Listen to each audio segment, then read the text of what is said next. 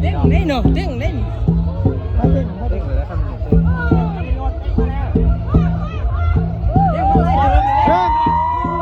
ทำอยู่เลยเขาอยากชิมมาใต้ป้ายมาใต้ป้ายมาใต้เขาไม่ให้ใต้ดอกไปช่วยไล่ขึ้นเขาโหดเต้นเลยอ่ะมาอยู่นี่ให้อยู่นี่เฮียมาอยู่นี่ให้อยู่เฮียนี่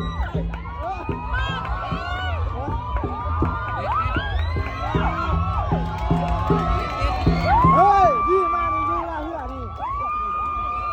เข้าเกินมานี่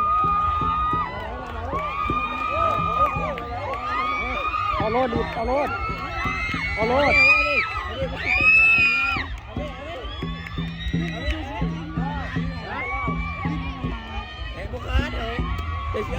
เอาโลดเพื่อนเพราะว่ามันปั่น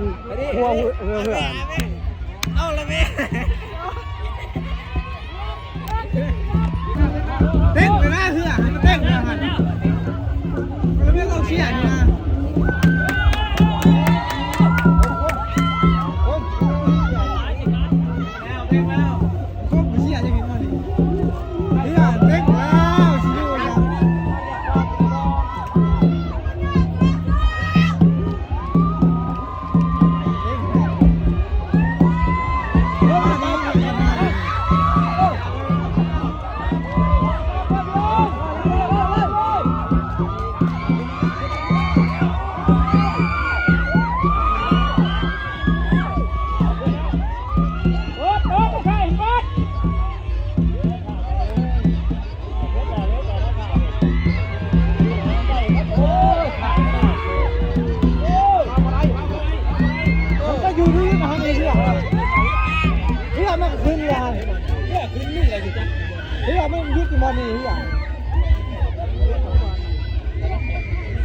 ขึ้นแล้วเฮ้ยขึ้นแล้วหัน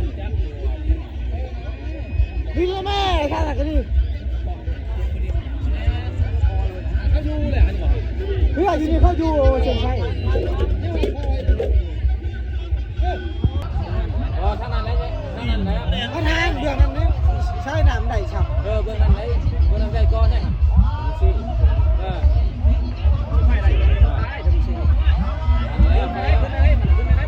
เอาขึ้นมาเฮ้ยขึ้นมาเชี่ยตัวเอามาดิ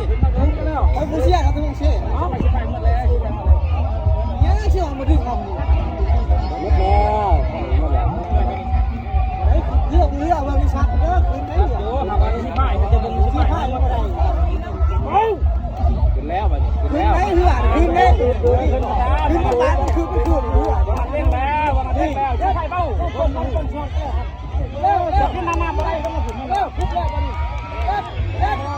เร็วชื่อพ่ายมันเบ้ามันเป็นวันนี้